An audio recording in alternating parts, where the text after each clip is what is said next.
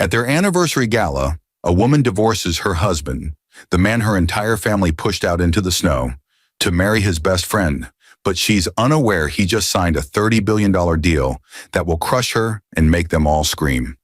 Her husband, the gentle giant everyone dismissed as worthless, stands trembling in his outdated suit while his wife of 7 years announces their divorce in front of 300 guests, her hand already intertwined with his former best friend's fingers. The entire family, her sneering father, her dismissive mother, her mocking siblings, applaud this humiliation, remembering how they literally shoved him into a December blizzard last Christmas because he didn't belong with successful people. His best friend, the man he trusted since college, spits champagne in his face while the wife he sacrificed everything for laughs. A cruel, piercing sound that echoes through the ballroom. But what none of them know, what makes his hands shake with something other than heartbreak, is the phone in his pocket containing a signed contract that will destroy everything they think they know about power, about worth, about him. The $30 billion deal, the largest tech acquisition in American history, became official 3 hours ago, and the husband they're crushing hasn't told a single soul. As his wife publicly hands him divorce papers and empties their joint account of his last $847 while photographers capture his shame, one question burns. What will the husband do when he reveals the truth?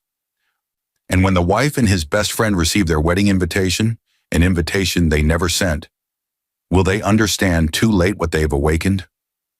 Daniel Morrison stood in the center of the crystal ballroom, surrounded by 300 people who had come to celebrate what they thought was his 7th wedding anniversary. The chandeliers above cast geometric shadows across his round face, highlighting the sweat beading on his forehead despite the air conditioning. His suit, purchased 6 years ago for their first anniversary, pulled tight across his stomach, the buttons straining with each breath. He clutched a champagne flute in his trembling hand, watching his wife Victoria glide across the marble floor in a dress that cost more than his monthly salary. "Ladies and gentlemen," Victoria's voice rang out, amplified by the microphone she'd somehow acquired. Her auburn hair cascaded in perfect waves down her back, her emerald gown hugging curves that personal trainers and cosmetic procedures had crafted into Instagram-worthy perfection. "Thank you all for coming tonight." Daniel felt his chest tighten. This wasn't how anniversary speeches usually began.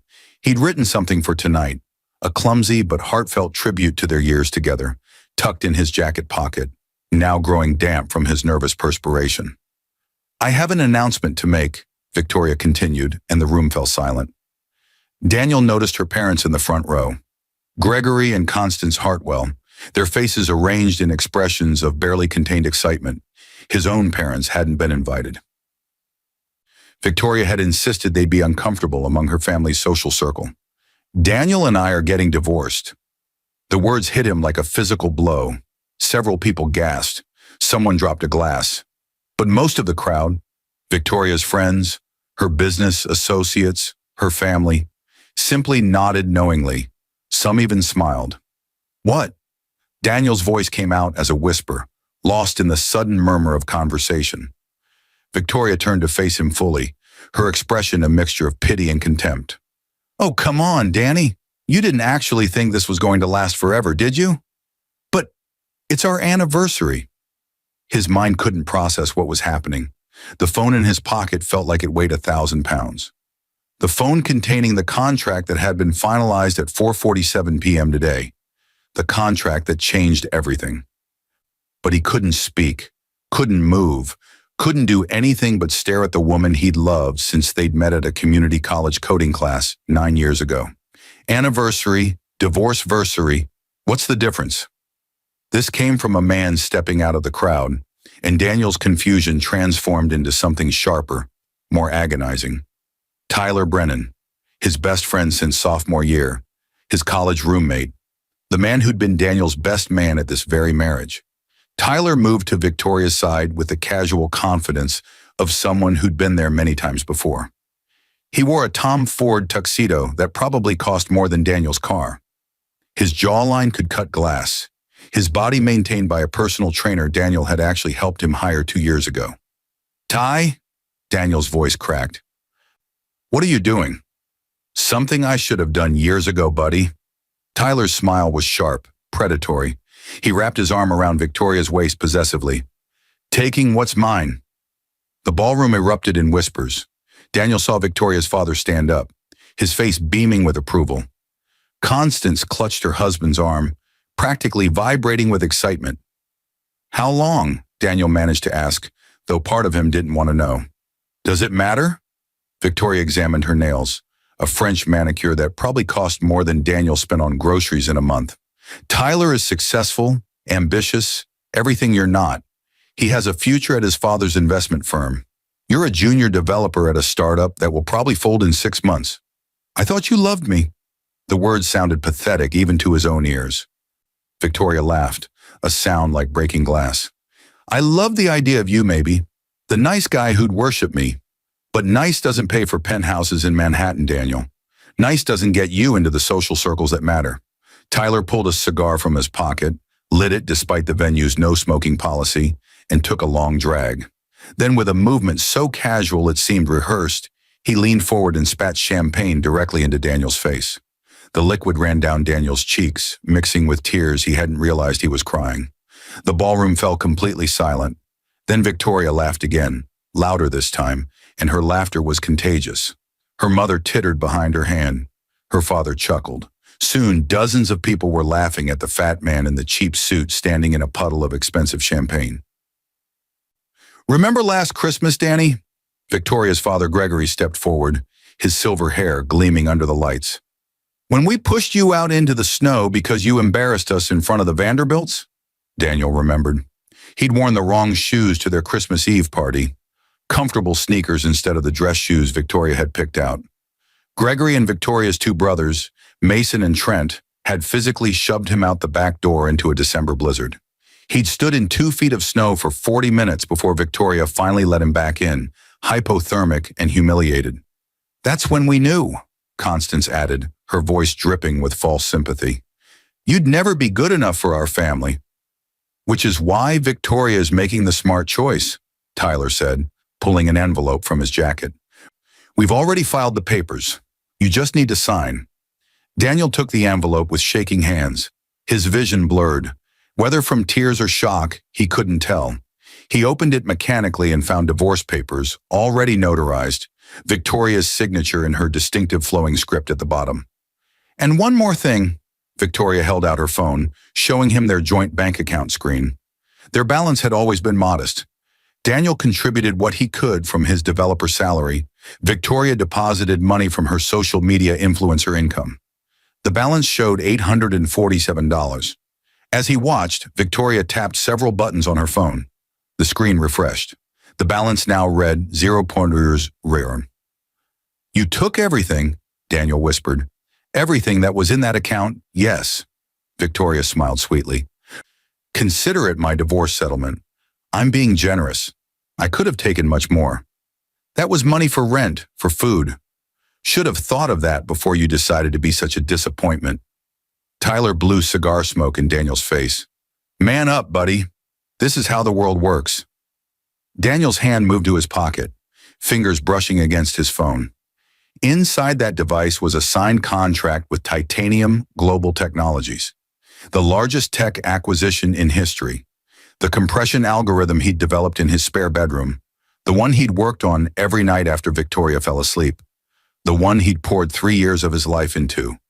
Titanium Global wanted it. More than wanted it. They'd paid for it. $30 billion. His bank account right now, the private one Victoria didn't know about, contained the first wire transfer, $5 billion, with the remaining $25 billion to be distributed over the next 12 months as the integration completed. He could tell them. He could pull out his phone right now and show them the contract with signature blocks from Titanium Global's CEO and chairman. He could watch their faces crumble, watch the realization destroy them. But something held him back. Some instinct that whispered, wait, let them think they've won. I'll sign, Daniel said quietly. Victoria's eyebrows rose. Really? No begging? No crying? What would be the point? He pulled a pen from his pocket, a cheap ballpoint he'd gotten free at a conference, and signed his name on the divorce papers. His signature was cramped and ugly next to Victoria's elegant flourish. "Wow," Tyler laughed. "Didn't think you'd fold that easy. Guess you really are pathetic." "I just want this over with," Daniel said. And it was true. He wanted this moment over with so he could begin what came next. "Then let me make it official," Victoria announced to the room. "Tyler and I are getting married 2 weeks from today." The ballroom erupted in applause. Victoria's parents rushed forward to embrace her. Tyler accepted handshakes and backslaps from the crowd. Daniel stood alone in the center of the room, champagne drying on his face, holding divorce papers that would destroy the life he'd known. "You're invited, of course," Victoria said, turning back to him with a cruel smile. "I want you to see what a real wedding looks like, what a marriage to someone worthy looks like." "I'll be there," Daniel promised. And the certainty in his voice made Victoria's smile falter for just a moment. But then Tyler was pulling her away, and the crowd was surging forward to congratulate them, and Daniel was forgotten. He walked through the ballroom like a ghost, invisible to everyone celebrating his humiliation. He passed Victoria's brothers, who made oinking sounds as he walked by. He passed her parents, who didn't even glance in his direction. He walked out into the cool September night and pulled out his phone. The contract glowed on the screen, page after page of legal language culminating in a number that would have seemed fictional 2 months ago. Daniel opened his private banking app. The balance made his breath catch, even though he'd checked it 17 times today. $5 billion sitting in an account Victoria didn't know existed. He thought about the algorithm that had made this possible. 3 years of work coded in a spare bedroom while Victoria went to parties. 3 years of 12-hour days at his startup job, followed by 6-hour nights of development. 3 years of belief in something Victoria had called Danny's stupid computer nonsense. The algorithm revolutionized data compression in a way that hadn't been seen in decades. It would transform cloud storage, video streaming, medical imaging, satellite communications, every industry that dealt with large data files. Titanium Global had beaten out 6 other companies in the bidding war, and now Daniel owned $30 billion worth of their stock and cash. He looked back at the ballroom where his 7-year marriage had just been executed in front of 300 witnesses, where his wife of 7 years had chosen his best friend of 12 years, where her entire family had celebrated pushing him out of their lives like they'd pushed him into the snow. Daniel pulled up his contacts and found the number for Marcus Chen, the executive assistant Titanium Global had assigned to him for transition support and personal affairs management. "Mr. Morrison," Marcus answered on the first ring. "How can I help you?" "I need you to do something for me," Daniel said. "Something that might seem unusual." "Sir, Titanium Global has provided me with virtually unlimited resources to ensure your satisfaction during this transition. Nothing is too unusual." Daniel told him what he needed. Marcus was silent for a long moment. "Sir, I have to ask, are you certain about this approach?" "Completely certain." "Then consider it done. I'll have everything prepared within 48 hours. Daniel ended the call and looked up at the September stars. 2 weeks until Victoria's wedding. 2 weeks until they learned the truth. He wasn't going to tell them. He was going to show them. And when he did, it would crush them in ways they couldn't possibly imagine yet. The apartment Daniel returned to that night felt like a mausoleum. Every object carried memories that now felt poison. The couch where he and Victoria had binge-watched shows together. Had she been texting Tyler during those evenings? The kitchen where he'd cooked her favorite meals. Had she been comparing his cooking to whatever expensive restaurants Tyler took her to? The bedroom where they'd slept side by side for 7 years. Had she been dreaming of Tyler the entire time? He sat on the edge of the bed, still wearing his champagne-stained suit, and let himself feel everything. The grief of losing 7 years. The rage at the betrayal. The humiliation of being mocked by 300 people. The deep, aching loneliness of realizing that everything he'd believed about his life had been a fiction. His phone buzzed, a text from Tyler. "No hard feelings, man, just business. Survival of the fittest and all that." Another buzz. "Victoria, don't forget to be out of the apartment by Friday. I'm redecorating." Daniel looked around at the 1-bedroom apartment in Queens. He'd paid for this place with his startup salary, while Victoria spent her influencer money on clothes and treatments and maintaining her social media presence. The lease was in both their names, but she was already acting like he'd never existed here. He opened his banking app again, just to confirm this wasn't all some elaborate hallucination. The numbers were real. $5 billion real. His laptop sat on the nightstand, and he opened it, pulling up the folder containing his algorithm's code. Thousands of lines of Python and C++, elegant in their efficiency. This code was his real legacy, not the marriage that had just imploded. This code worked. This code was loyal. This code had made him one of the richest people on Earth. Another text from Tyler. BTW, thanks for introducing me to Victoria back in college. Best thing you ever did for me. The memory surfaced unbidden. Daniel, Tyler, and Victoria in the computer lab at Hudson Community College. Daniel had been tutoring Victoria in basic programming. She'd been struggling, needed help to pass the class. Tyler had shown up to grab Daniel for lunch and had frozen when he saw Victoria. Daniel remembered feeling proud that his friend was impressed by his tutoring student. He'd introduced them enthusiastically. Had it started that early? Had they been attracted to each other for 9 years, just waiting for the right moment? Daniel's phone rang, a number he didn't recognize. Mr. Morrison, it's Marcus Chen. I hope I'm not calling too late. I don't think I'm sleeping tonight anyway. I've begun arranging what you requested. However, I wanted to discuss some additional options that might interest you. For the next hour, Marcus outlined possibilities Daniel hadn't even considered. Personal security teams, legal representation from firms that had never lost a case, image consultants who could transform his entire public presence, real estate options in cities around the world, investment strategies that would turn his $30 billion into significantly more. There's also the matter of your current employment, Marcus said delicately. Titanium Global would prefer if you resign from your position at, he paused, clearly reading from notes, Startup Genius Incorporated. We'd like you focused entirely on integration of your algorithm into our systems. I'll resign tomorrow, Daniel said. He felt nothing about this. Startup Genius had been fine, but the founder had a habit of taking credit for his employees' innovations. Daniel's compression algorithm had been developed entirely in his spare time, using his own equipment, carefully documented to ensure Startup Genius had no legal claim to it. Excellent. We'll provide you with a comprehensive compensation package for... Marcus, I have $5 billion in my account. I don't need a compensation package. A pause. Sir, with respect, you have $5 billion in your account right now. This afternoon. By tomorrow, that money will have generated approximately $400,000 in interest. By next week, your holdings will have increased by over $30 million through our standard investment protocols. People at your net worth level don't think in terms of not needing money. They think in terms of resource optimization and strategic growth. Daniel absorbed this. Yesterday, he'd been worried about making rent. Today, he was being lectured about resource optimization by someone managing his billions. There's something else, Marcus continued. Your ex-wife's social media presence. She has approximately 700,000 followers on Instagram, correct? Around that. Why? Because Titanium Global's PR division has access to every major digital advertising platform on Earth.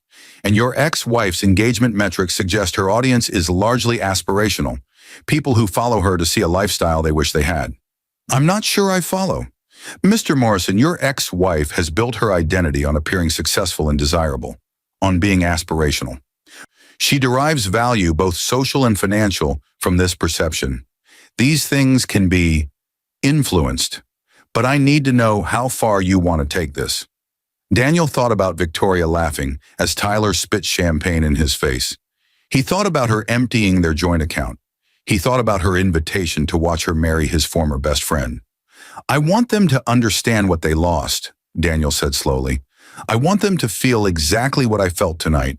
I want them crushed. Understood. I'll prepare a comprehensive strategy. You'll have it by tomorrow evening. After Marcus hung up, Daniel sat in the quiet apartment for a long time. Part of him, the part that had loved Victoria for 9 years, that had considered Tyler his closest friend, wanted to feel guilt about what he was planning, wanted to be the bigger person, to walk away, to let his success speak for itself. But that part was drowning under the memory of 300 people laughing at him, under the memory of Victoria's parents pushing him into the snow, under the memory of Tyler's spit running down his face while Victoria laughed. They'd made him feel worthless. Now he was worth $30 billion, and they had no idea what was coming. Daniel didn't sleep that night. Instead, he sat at his laptop and did something he'd been avoiding for weeks. He looked at Victoria's Instagram. Her most recent post, uploaded 40 minutes ago, showed her and Tyler in the crystal ballroom, Victoria's hand displaying her ring finger prominently. The caption read, "Sometimes you have to let go of what's holding you back to embrace what's meant to be. New chapter, same queen." Divorced and thriving, ja upgrade. Complete, ja new beginnings. The post had already accumulated 14,000 likes and hundreds of comments. "OMG, you're glowing. He wasn't good enough for you anyway, queen. Tyler is so hot. Major upgrade. Living your best life." Daniel scrolled through Victoria's feed, seeing their relationship through this new lens. Posts from their wedding 7 years ago, but only photos where Daniel had been cropped out or was barely visible. Anniversary posts that focused on her ring, her dress, her happiness. Daniel appearing only as an accessory, sometimes not at all. Vacation photos that showcased Victoria in bikinis on beaches, with Daniel relegated to the photographer role. He'd thought they were building a life together. She'd been building a brand. Tyler's Instagram was worse. Posts from over the years showing Tyler at clubs, at parties, at exclusive events, and in at least a dozen photos, Victoria appeared in the background or at the edges. Daniel remembered those nights. Tyler would invite both of you to some event. Then Victoria would say Daniel would be more comfortable staying home. He'd believed her, but there she was in the background of Tyler's photos from 2 years ago, 18 months ago, last summer, always in the background, never tagged, but present. How had Daniel missed this? Because he trusted them, because he'd believed that love meant taking people at their word. His phone buzzed with an email notification.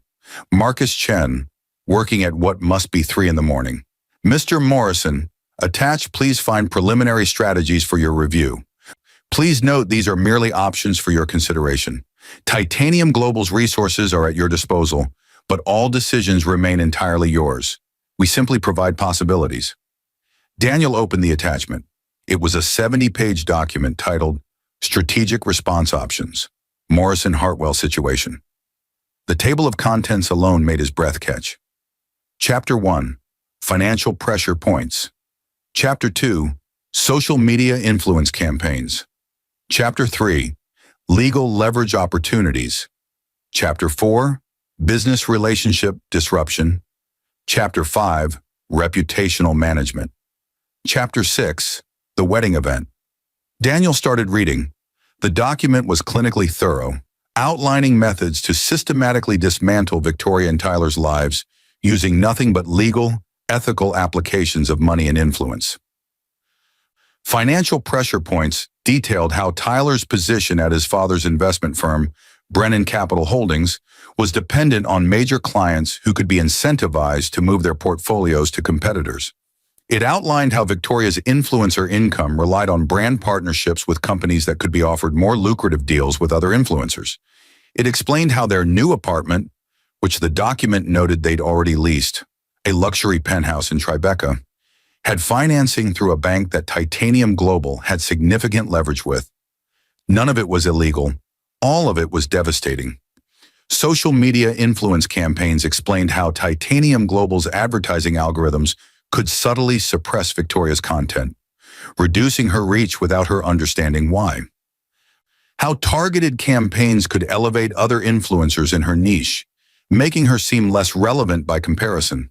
How sentiment analysis could identify which of her followers were most likely to be critical, and how those voices could be amplified. Daniel read until dawn, and with each page, he felt the last vestiges of his guilt evaporating. These people had laughed at him, had humiliated him publicly, had pushed him into the snow, and told him he wasn't good enough. Now they'd learn what not good enough really meant. At 7 a.m., Daniel opened his laptop and composed an email to his boss at Startup Genius. "Effective immediately, I resign from my position. Thank you for the opportunity. He pressed send before he could second-guess himself. At 8 a.m., he called Marcus Chen. I've reviewed your document, Daniel said. I want to proceed with all of it. All of it, sir? Perhaps we should start with all of it, but I want one modification to Chapter 6. What modification? Daniel told him. There was a long silence. Sir, that's quite aggressive. They invited me to their wedding to humiliate me. I'm accepting their invitation, but on my terms. As you wish, Mr. Morrison. I'll make the arrangements. Daniel spent the day in the apartment, watching as his old life disappeared. Victoria's brothers showed up at noon with a moving truck, demanding Daniel's belongings be packed immediately. Daniel let them take everything except his laptop and clothes. The furniture had been Victoria's choice anyway. The decorations had been her taste. None of it had ever been his. You're pathetic, Mason, Victoria's older brother, sneered as he and Trent carried out the couch. My sister wasted 7 years on you. Daniel just nodded, signing papers they thrust at him, accepting their contempt with quiet indifference that seemed to frustrate them more than any argument would have. By evening, the apartment was empty, except for Daniel, his laptop, and a suitcase of clothes. He sat on the floor and ordered pizza. Something Victoria had always complained made him fat. He ate the entire thing, savoring every greasy slice. His phone rang. Tyler. Hey man, look, I wanted to clear the air, Tyler said, his voice carrying false bonhomie. What happened last night? It wasn't personal. You understand, right? Victoria and I, we just have this connection, this chemistry. It's bigger than friendship, bigger than history. You get it. I get it, Daniel said flatly. Great, because we want you at the wedding. Seriously, no hard feelings. We're all adults here. I'll be there. Awesome. And hey, the bachelor party is this Friday. You should come. It'll be fun.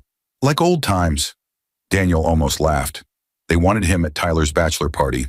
They wanted to parade their victory in front of him one more time. I'll be there, Daniel repeated. Perfect. I'll text you the details. It's going to be epic, man. We've got bottle service at Lux, private section, the works. Victoria's bridesmaids might even stop by. Tyler's voice dropped conspiratorially, including her hot cousin Bethany. I know you always had a thing for her. Daniel had helped Bethany with her taxes 2 years ago. He'd been professional and appropriate. But Tyler had decided this meant Daniel had a thing for her and had mocked him about it for months. See you Friday, Daniel said, and ended the call. Another email from Marcus. Sir, I've accelerated the timeline on several initiatives. Some preliminary results are already manifesting. I thought you should know. Brennan Capital Holdings received calls this morning from 3 major clients requesting immediate portfolio reviews. Additionally, Victoria's management agency reported that 2 of her major brand partners have declined to renew their contracts. Daniel stared at the email. It had been less than 24 hours, and Marcus had already begun dismantling their lives. Part of him waited for guilt to surface. It didn't come. Instead, he felt something he hadn't felt in years. Power. Control. The certainty that he was no longer the man people pushed into the snow. Friday would be interesting. Tyler's bachelor party, where Daniel would be paraded as the pathetic ex-husband who'd lost everything. But Daniel wouldn't arrive as the man they'd humiliated. He'd arrive as the man who was about to destroy them, and they wouldn't even know it was happening until it was far too late. Friday evening, Daniel stood in front of the mirror in his new hotel suite at the St. Regis. Marcus had secured the room that afternoon, 3,000 square feet overlooking Central Park, the kind of accommodation Daniel had previously only seen in movies.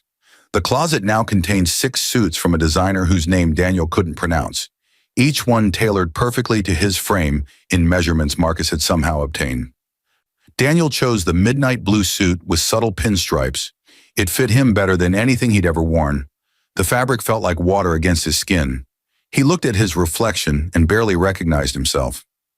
Not because the suit was expensive, though it had cost more than his old monthly salary, but because the man looking back at him stood differently, shoulders back, chin up, eyes clear. The man in the mirror wasn't someone you pushed into the snow. His phone buzzed. Tyler. Where are you, man? Party started an hour ago. Daniel pocketed his phone and took the elevator down to the lobby, where a car was waiting. Not a taxi or an Uber, a private car with a driver Marcus had arranged. A quiet man named James who opened the door with practiced efficiency. Lux nightclub, sir? Yes. Thank you. The drive through Manhattan took 20 minutes. Daniel watched the city lights blur past, thinking about the last time he'd been to Lux. Victoria's 28th birthday, 2 years ago. They hadn't been able to afford the cover charge, so they'd stood outside with fake smiles while her friends went in without them. Victoria had been furious at him for weeks afterward. Tonight, Daniel walked past the line of people waiting behind velvet ropes and approached the door. The bouncer, a wall of muscle with a shaved head, held up one massive hand. Private party tonight. Invitation only. I'm invited. Daniel pulled out his phone to show the text from Tyler. The bouncer barely glanced at it. Yeah, you're on the list. Daniel Morrison, right? They said you'd be coming. The way he said it, the slight smirk on his face, told Daniel exactly what Tyler had told the staff, that he was the pathetic ex-husband who'd been cuckolded, that he was here to be mocked. That's me. Through the main floor, up the stairs, private section in the back. Daniel climbed the stairs, bass throbbing through the walls. The private section was cordoned off with more velvet ropes, bathed in purple light, overlooking the dance floor below. 20 or so people clustered around low tables covered with bottles of expensive vodka and champagne. Tyler held court in the center, Victoria by his side, despite this supposedly being a bachelor party. Danny! Tyler's voice boomed over the music. You made it, and look at you. Did you rob a men's warehouse? The group erupted in laughter. Daniel saw several of Tyler's co-workers from Brennan Capital, Victoria's cousin Bethany, and Mason and Trent wearing matching shirts that said groomsman in gold lettering. Come here, man. Have a drink. Tyler poured vodka into a glass, slopping some onto the table. We're celebrating. 2 weeks until I make an honest woman out of Victoria. More laughter. Victoria, wearing a dress that probably cost what Daniel used to make in a month, smiled indulgently at Tyler like he was the cleverest man alive. Daniel accepted the glass and took a small sip. The vodka cost $700 a bottle according to the label. It tasted like every other vodka he'd ever had. So Danny, what have you been up to? Tyler leaned back, his arm around Victoria. Still coding away at that startup? I quit, actually. You quit? Victoria's eyes widened with mock concern. Danny, how are you going to pay rent? Don't tell me you need money, because we really can't help right now. We're buying that penthouse in Tribeca, and I'll be fine, Daniel said. Of course you will. Tyler laughed. Danny always lands on his feet. That's what I love about him. Resilient as hell. He said it like resilience was adorable, like a puppy learning to climb stairs.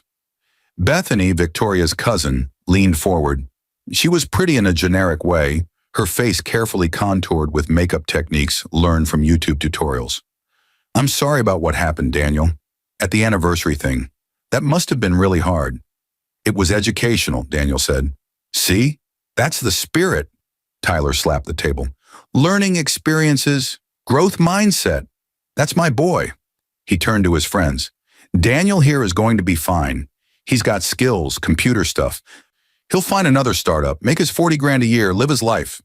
Not everyone needs penthouses and bottle service to be happy, right, Danny? Right, Daniel agreed. The night continued in this vein. Tyler and Victoria held court, occasionally lobbing comments at Daniel that everyone found hilarious. Questions about his job search, observations about how much weight he'd gained, reminiscences about times Daniel had embarrassed himself over the years. Daniel endured it all with quiet acceptance, which seemed to disappoint them. They wanted him to argue, to defend himself, to show hurt. His calm indifference was unsatisfying. Around midnight, Tyler stood unsteadily. He'd been drinking heavily, his face flushed, his movements loose. Speech time, he announced. I want to say something about my best friend Daniel. The group quieted, sensing entertainment. Danny and I met in college. He was this nerdy kid who helped me pass computer science. I was this good-looking guy who helped him seem cool by association. Laughter. And you know what? That's what our friendship has always been. I'm the star, he's the supporting character. I'm the leading man, he's the, what do they call it? The sidekick. More laughter, louder now. And then I met Victoria, thanks to Danny introducing us. And I knew that she was too good for him. I could see it. Everyone could see it. But Danny couldn't, because Danny doesn't see reality. He sees what he wants to see. Victoria was watching Daniel, her eyes glittering with something ugly. So I did what any good friend would do. I waited. I was patient. I let Danny have his time with her, let him think he could keep her. But we all knew, Tyler gestured broadly at the group, that eventually she'd trade up, that eventually she'd realize she deserved better. And here we are. The group applauded. Tyler took a bow. Any words, Danny? Tyler grinned. Want to toast the happy couple? Daniel stood. Every eye in the private section focused on him. He pulled his glass of vodka close and raised it slightly. I just want to say, Daniel began quietly, and the group leaned in to hear him over the music, that you're right, Tyler. I did see what I wanted to see. I saw friendship where there was opportunism. I saw love where there was calculation. I saw people where there were parasites. The smiles around the table started to fade. But my vision has improved recently, Daniel continued. Dramatically improved, and what I see now is crystal clear. Danny, what are you? Victoria started. I'll be at your wedding, Daniel said, just like you invited me to be. And I promise you both, it will be an event you never forget. He set down his glass and walked out of the private section. Behind him, he heard Tyler's voice. What the hell was that about? Daniel didn't look back. He descended the stairs, walked through the club, and emerged into the cool night air. James was waiting with the car. How did it go, sir? James asked as Daniel settled into the back seat. Exactly as expected, Daniel said. Take me back to the hotel, please. Of course, sir, although, James hesitated. If I may speak freely, please. Mr. Chen asked me to inform you that several more developments occurred this evening. Brennan Capital Holdings lost 2 additional clients. Victoria's Instagram account experienced what the technical team described as an engagement anomaly. Her last 3 posts have performed 70% below her typical metrics, and the financing for their Tribeca penthouse encountered some complications. Daniel absorbed this. What kind of complications? The bank requested additional documentation regarding Tyler's employment stability. Apparently, there are concerns about his position at Brennan Capital given the client departures. And Victoria's Instagram, the algorithm changes were subtle. Her content is simply being shown to fewer people. Her followers won't unfollow. They simply won't see her posts in their feeds. It's the social media equivalent of being slowly forgotten. Daniel looked out the window at Manhattan sliding past. Victoria's entire identity was built on being seen, on being relevant, on being aspirational. Tyler's entire sense of self came from being successful, powerful, important, and both of those identities were being quietly eroded. Thank you, James. Back at the St. Regis, Daniel found another email from Marcus waiting. This one contained a single attachment, an invitation design. Mr. Morrison, per your instructions, we've prepared the invitation for the wedding event. Please review and approve. Once approved, we'll proceed with production and delivery. As discussed, timing will be critical. Daniel opened the attachment. The invitation was elegant, printed on heavy cardstock, the lettering formal and traditional. It read, Mr. Daniel Morrison requests the pleasure of your company at the wedding celebration of Victoria Hartwell and Tyler Brennan. Mr. Morrison has arranged a special presentation for the bride and groom. No gifts necessary. Mr. Morrison has provided everything needed. Daniel stared at the invitation for a long time. This was his last chance to back down, to take the high road, to be the bigger person. He thought about 300 people laughing as Tyler spit in his face. He thought about being pushed into the snow last Christmas. He thought about Victoria laughing at him. He typed a reply to Marcus, approved, proceed with delivery. Then he opened his laptop and began working on a different project, something he'd need for the wedding itself. Something that would ensure that when he revealed the truth, everyone would understand exactly what Victoria and Tyler had lost. The code came easily, flowing from his fingers like it always had. By 3 a.m., he had a working prototype. By 5 a.m., it was polished and ready. By the time the sun rose over Central Park, Daniel had built the weapon that would destroy them. And in 9 days at their wedding, he'd deploy it. The week before the wedding, Daniel watched Victoria and Tyler's lives unravel in real time. Marcus sent daily updates, clinical reports detailing each new development with the detachment of a surgeon describing an operation. Monday, 3 more of Brennan Capital's clients departed, each citing strategic realignment, but all coincidentally moving to competing firms that had been quietly incentivized by shell companies funded through Titanium Global's investment division. Tyler's father called an emergency partners meeting. Tyler's name was mentioned repeatedly and not positively. Tuesday, Victoria's Instagram engagement dropped another 30%. Fashion brands that had previously courted her were now responding to her pitches with polite rejections. One brand that had paid her $10,000 for a single post last month offered her $300 for the same service. She posted a tearful video about the algorithm changing and Instagram shadow banning her. It got 12,000 views, 20% of her usual traffic. Wednesday, the bank financing Tyler and Victoria's Tribeca penthouse formally withdrew their loan offer. The official reason was Tyler's employment instability. The real reason was a quiet conversation between the bank's CEO and a Titanium Global board member about a separate deal that was contingent on the bank demonstrating sound risk assessment practices. Thursday, Tyler was placed on temporary administrative leave from Brennan Capital, while the firm assessed client relationship management protocols. It was a professional way of saying he was being blamed for the client exodus. His father, Maxwell Brennan, released a statement saying the firm maintained the highest standards and was reviewing all partnership positions. Friday, Victoria's management agency dropped her. The email they sent, which Marcus's team had intercepted through legal digital forensics channels, was blunt. Your engagement metrics no longer justify our commission structure. We wish you the best in your future endeavors. Through all of this, Daniel watched from his hotel suite, feeling nothing resembling guilt. They'd built their lives on surfaces, on appearances, on perceived success, on the envy of others. Now those surfaces were cracking, and they had no foundation beneath them. Victoria's Instagram posts grew increasingly desperate. Photos with forced smiles and captions about staying positive, and real queens adjust their crowns. Tyler posted about temporary setbacks and coming back stronger. The comment sections, which had once been filled with admiration, now contained questions, concern, schadenfreude. On Saturday, 6 days before the wedding, Daniel's phone rang. Victoria. Daniel? Her voice was different from the last time they'd spoken. Smaller, uncertain. Yes?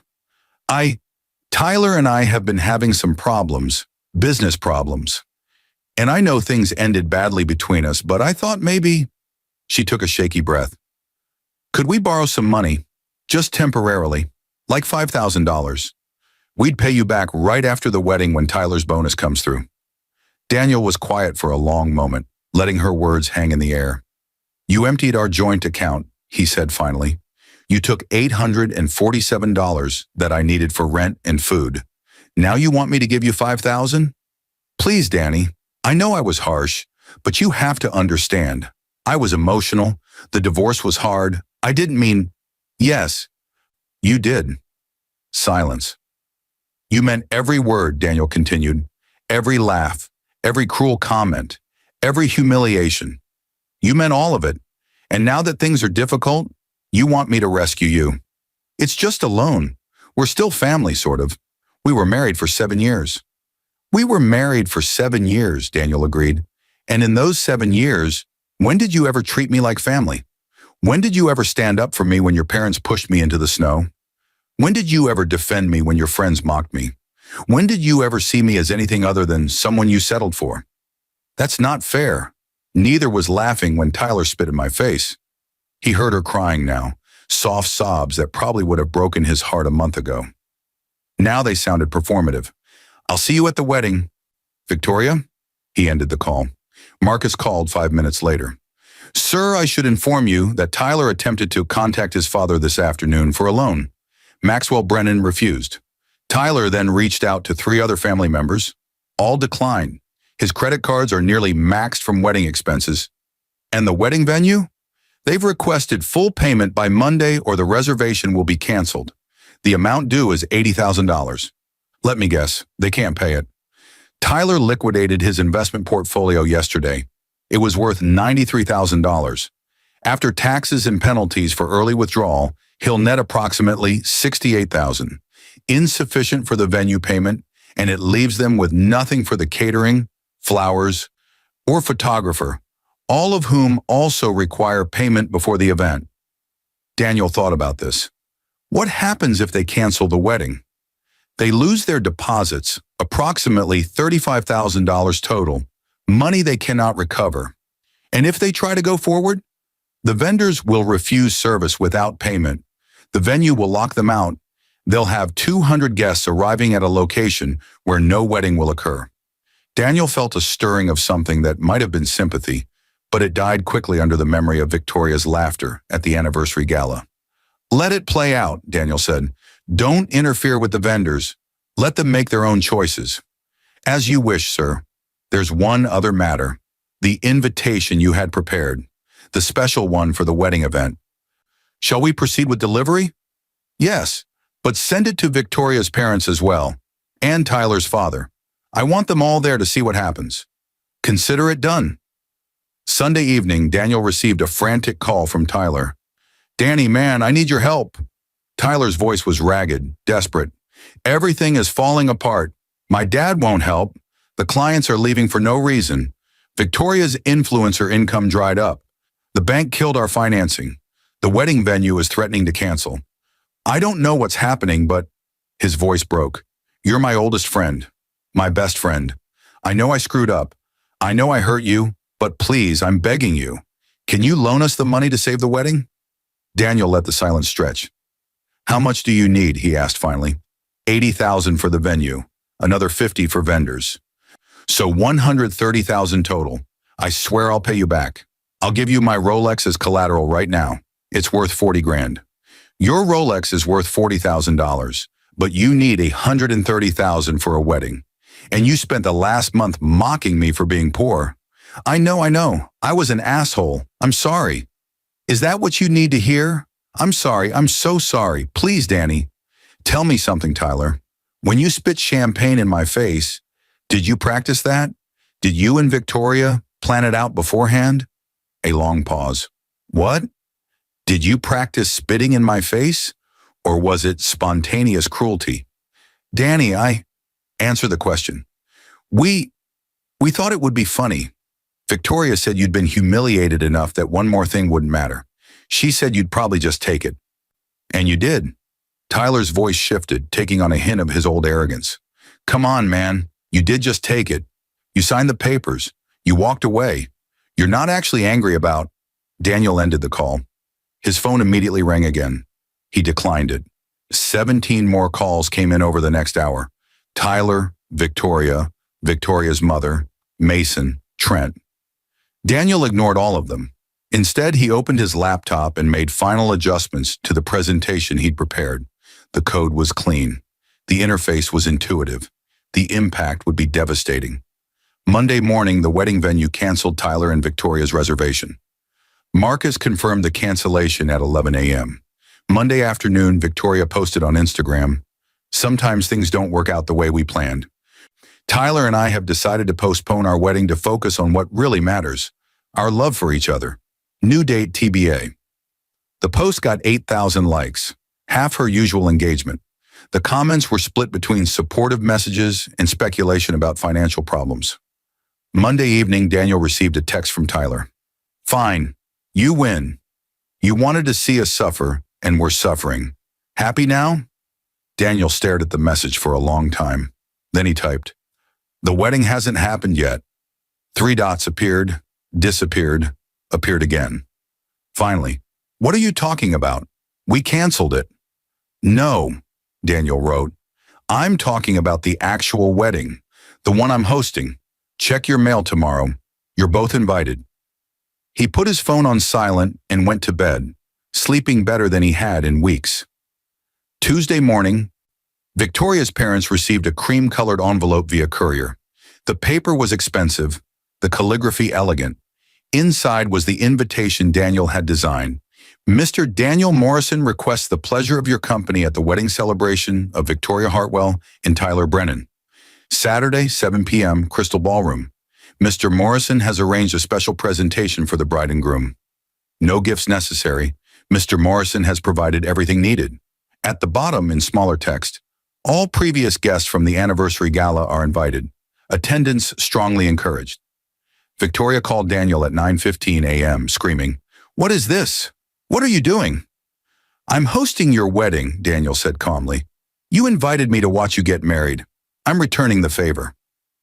"You can't afford the Crystal Ballroom. You quit your job. You have no money." "Things change. Daniel, please, whatever you're planning, don't. I'm sorry, okay? I'm really, really sorry. Tyler and I both are. We made mistakes. We were cruel. But don't do this." "Do what?" "I'm just throwing you a wedding. Unless there's a reason you don't want it. Because I don't know what you're planning. You're acting crazy. I'll see you Saturday, Victoria. 7 p.m. Don't be late to your own wedding." He ended the call. Over the next 4 days, the invitation reached everyone who'd attended the anniversary gala. 273 people RSVP'd yes. Apparently, the mystery of what Daniel Morrison was planning was too compelling to miss. Victoria and Tyler both tried repeatedly to contact Daniel. He ignored them. Victoria's father, Gregory Hartwell, left a voicemail.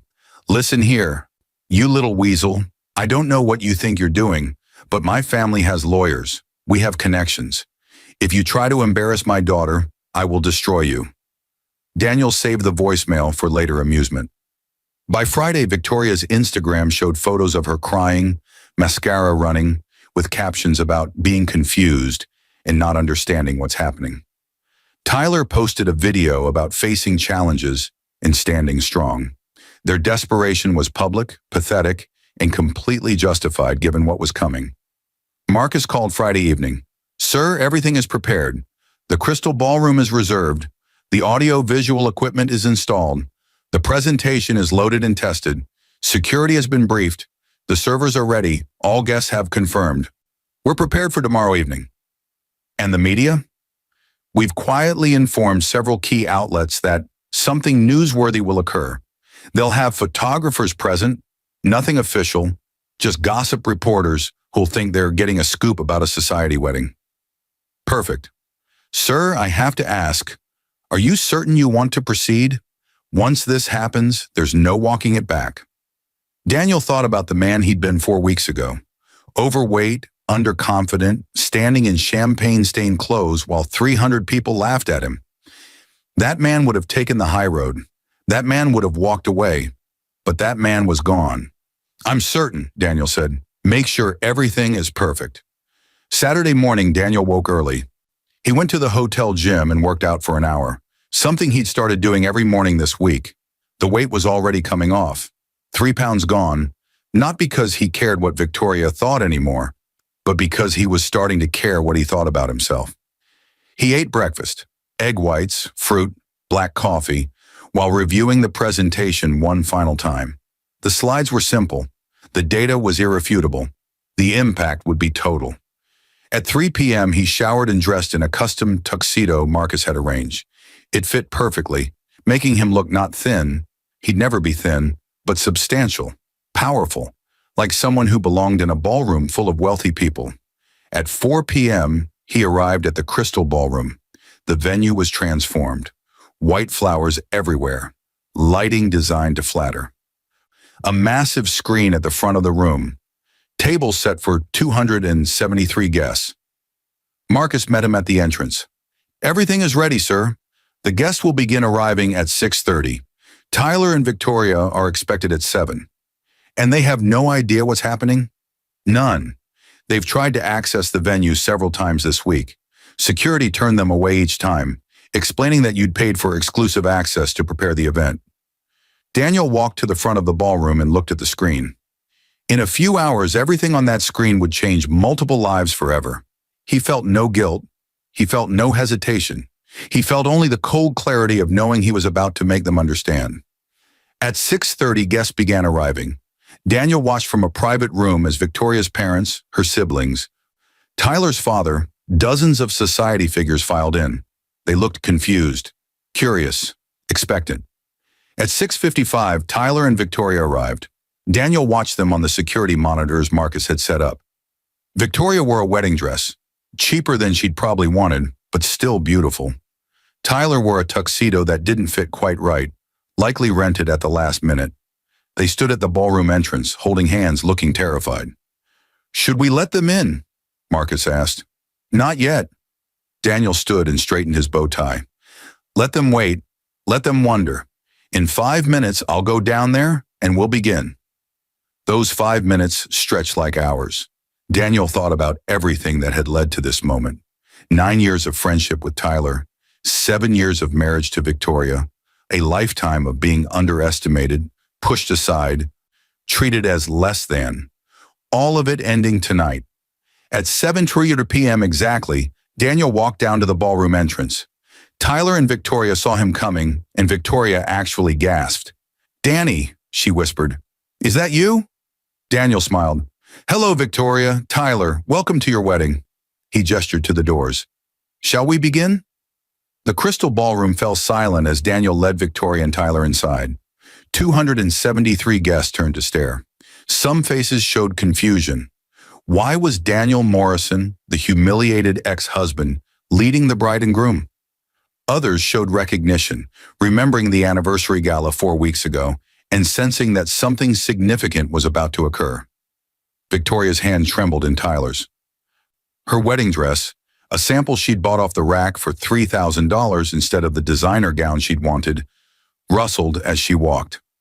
Tyler's jaw was clenched so tight Daniel could see the muscles twitching. They looked like prisoners approaching execution, which in a way they were. "Danny, what is this?" Victoria whispered urgently. "Why are all these people here?" "For your wedding," Daniel said pleasantly, "just like I promised." He led them to 2 chairs positioned at the front of the room, directly facing the massive screen. Victoria and Tyler sat mechanically, their faces pale under the flattering lights. Daniel walked to a podium positioned beside the screen. The room was absolutely quiet. Even the servers had stopped moving. "Good evening, everyone," Daniel said, his voice calm and clear. "Thank you for coming. I know you're confused about why you're here, so let me explain." He pressed a button on his laptop. The screen behind him illuminated with a single image, the Titanium Global Technologies logo. 4 weeks ago, at what was supposed to be my anniversary celebration, my wife Victoria divorced me publicly. My best friend Tyler claimed her as his own, and all of you watched as I was humiliated in front of 300 people. Daniel's voice remained even, conversational. Some of you laughed, some of you applauded. All of you witnessed what Victoria's family has always believed, that I wasn't good enough for her. Victoria's father, Gregory, started to stand, but a look from Daniel stopped him. "Tonight, I'm going to explain exactly what you witnessed that night. But first, I want to show you something." Daniel pressed another button. The screen changed to show a document, legal, dense with text, but with certain sections highlighted in yellow. "This is a contract between myself and Titanium Global Technologies. It was signed and finalized at 4:47 p.m. on the day of my anniversary, 3 hours before Victoria divorced me." He zoomed in on the highlighted sections. The numbers were clear, impossible to misread. "Titanium Global purchased my data compression algorithm for $30 billion. The ballroom erupted. Gasps, exclamations, shouts of disbelief. Victoria made a sound like she'd been punched. Tyler's face went from pale to gray. $30 billion, Daniel repeated, his voice cutting through the chaos. "For an algorithm I developed over 3 years, working nights and weekends while my wife went to parties. While she posted on Instagram about her aspirational lifestyle. While she secretly began an affair with my best friend." "No," Victoria whispered. "No, that's not possible. You were a junior developer. You made $43,000 a year. You can't have." "But I did." Daniel pressed another button. The screen changed to show his private banking statement, the one Victoria had never known about. The balance showed clearly, $5,147, $193, $149.72. The number was staggering. The ballroom went completely silent as people processed it. "This is my current liquid net worth," Daniel explained. $5,247,000,000. The first payment from Titanium Global. The remaining $25 billion will be distributed over the next 11 months as the algorithm integration completes. Victoria was openly crying now. Tyler had his head in his hands. So when Victoria emptied our joint account of $847, money I needed for rent and food, she was stealing from a man who had $5 billion in a separate account. When Tyler spit champagne in my face, he was assaulting one of the richest people in America. When Victoria's family pushed me into the snow last Christmas because I wasn't successful enough, they were humiliating someone worth more than their entire extended family combined. Daniel let that sink in. He could see the realization spreading through the crowd like a virus, the horror on their faces as they understood what they'd done. But here's the really interesting part, Daniel continued. I didn't tell them. I could have. At any point during that gala, I could have pulled out my phone and shown them the contract, but I didn't. Do you want to know why? No one answered. Everyone was transfixed. Because I wanted to see who they really were. I wanted to see what Victoria would do when she thought she could trade up. I wanted to see what Tyler would do when he thought he could take what was mine. I wanted to see what all of you would do when you thought I was worthless. Daniel pressed another button. The screen changed to show a compilation of social media posts. Victoria's Instagram, Tyler's Facebook, posts from people in this very room, all mocking Daniel over the past 4 weeks. Posts celebrating Victoria's upgrade, posts calling Daniel pathetic and a loser, posts laughing about the anniversary gala. And you showed me exactly who you were, Daniel said quietly. Every single one of you. Daniel, please, Victoria sobbed. I didn't know. I didn't know. You didn't know I was rich, Daniel agreed. But you did know I was your husband. You did know I loved you. You did know I'd never betrayed you, never cheated on you, never been anything but loyal for 7 years. And none of that mattered to you because I didn't have enough money. He turned to face Victoria and Tyler directly. So tonight, I'm giving you a choice. You wanted a wedding. Here's your wedding. You can get married right now in front of all these people. I've paid for everything, the venue, the flowers, the food, the photographers. It's all here. All you have to do is say your vows. Victoria looked at Tyler. Tyler looked at Victoria. Neither spoke. Or, Daniel continued, you can walk away. Admit that your love for each other was only real when you thought I was worthless.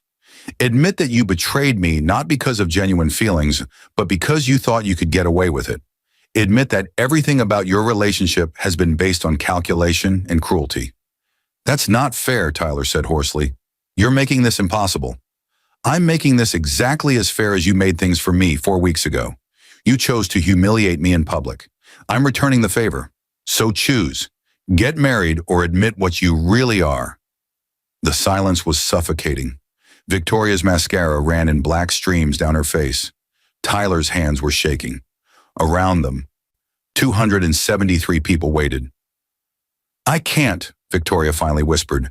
I can't marry him, not knowing that we, she couldn't finish. You mean you can't marry him now that I'm rich? Daniel clarified. That's not what Yes, it is. That's exactly what you mean. You loved Tyler when you thought he was your upgrade. Now you're realizing he's your downgrade, and you can't stomach it. Daniel turned to Tyler. And you, old friend, still want to marry her? Still want to take my leftovers? Or was that only appealing when you thought you'd stolen something valuable from someone worthless? Tyler's face crumbled. I'm sorry. God, Danny, I'm so sorry. We didn't. Save it. Daniel's voice cut like a blade. You're not sorry you did it. You're sorry I'm rich. There's a difference. He turned back to address the entire ballroom. I want everyone here to understand something. Over the past 4 weeks, I've systematically destroyed Victoria and Tyler's lives. Tyler's firm lost clients because I incentivized them to leave. Victoria's Instagram engagement collapsed because I manipulated the algorithms. Their penthouse financing was killed because I leveraged relationships with their bank. Every bad thing that's happened to them in the past month, I caused it. Shocked murmurs rippled through the crowd. I want you to know this because I want you to understand what it means to underestimate someone. to push them into the snow and tell them they're not good enough, to spit in their face and expect them to take it. I want you to understand that I had the power to destroy them completely, and I used it because they gave me every reason to. Daniel closed his laptop. The screen went dark. So here's what happens next. Tyler, you're going to walk out of this ballroom and never contact me again. Victoria, you're going to do the same. And all of you, he gestured to the crowd, are going to remember this night whenever you think about judging someone's worth by their bank account. Daniel, please. Victoria stood, her legs shaky. Can we just talk privately? There has to be some way to what? To get back together? To reconcile? Daniel laughed, and it was not a kind sound. Victoria, I divorced you 4 weeks ago, legally, properly, with all the papers filed. You're not my wife anymore. You're nothing to me. But the money was always mine. You never had any claim to it. I created that algorithm before we were married on my own equipment, in my own time. It was never marital property. You could have been married to me when the deal went through. Instead, you divorced me 3 hours after the contract was signed. Worst timing of your life. Victoria collapsed back into her chair, sobbing uncontrollably. Tyler sat beside her, his face in his hands, shoulders shaking. Daniel felt nothing looking at them. No triumph, no satisfaction, just emptiness where love and friendship used to be. There's one more thing, Daniel said, and the room tensed. Over the past 4 weeks, I've learned something important. Money doesn't change who you are. It reveals who you are. Victoria, you revealed that you're someone who measures people by their net worth. Tyler, you revealed that you're someone who will betray anyone for personal gain. And all of you, he looked at the crowd, revealed that you'll applaud cruelty if you think it's aimed at someone beneath you. He picked up his laptop and walked toward the exit. As he passed Victoria's parents, he stopped. Gregory, you pushed me into the snow last Christmas and told me I didn't belong with successful people. I'm worth $30 billion. How successful do I need to be to belong? Gregory said nothing, his face purple with suppressed rage. Daniel continued to the exit, then paused and turned back one final time. Oh, and Victoria, that video you posted yesterday, crying about how the algorithm is suppressing your Instagram? It wasn't the algorithm. It was me. It will always be me now. Every brand deal that falls through, every opportunity that disappears, every door that closes, that's me too. You wanted to divorce me and take my money. Instead, you divorced me and gave me the perfect motivation to ensure you never succeed at anything again. He smiled. It was not a nice smile. Enjoy your wedding, everyone. Daniel walked out of the crystal ballroom into the Manhattan night. Behind him, he heard Victoria's wails, Tyler's curses, the explosive murmur of 273 people processing what they just witnessed. His phone buzzed. Marcus. Sir, the presentation was recorded as you requested. It's already being uploaded to various media outlets. By morning, this will be everywhere. Daniel typed back. Good. Let them watch. Let everyone watch. He climbed into the waiting car. James pulled away from the curb, and through the rear window, Daniel watched the crystal ballroom recede into the distance. He'd destroyed them, completely, publicly, irrevocably, and he felt absolutely nothing. Maybe that was the real victory.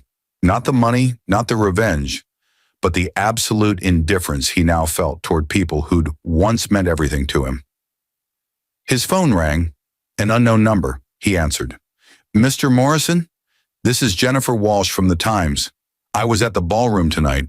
I have to ask, was everything you said true? The 30 billion, the algorithm, all of it? Yes. Can I interview you? This is the biggest story of the year, maybe the decade. Daniel thought about it. A year ago, he would have said no, would have hidden from attention, from scrutiny, from the spotlight. But he wasn't that person anymore. Yes, he said, you can interview me, but on one condition. What's that? You make sure everyone knows that Victoria and Tyler didn't leave me. I left them, and I left them with nothing but the memory of how badly they screwed up. I can do that, Mr. Morrison. Daniel smiled in the darkness of the car. Then let's tell the world my story.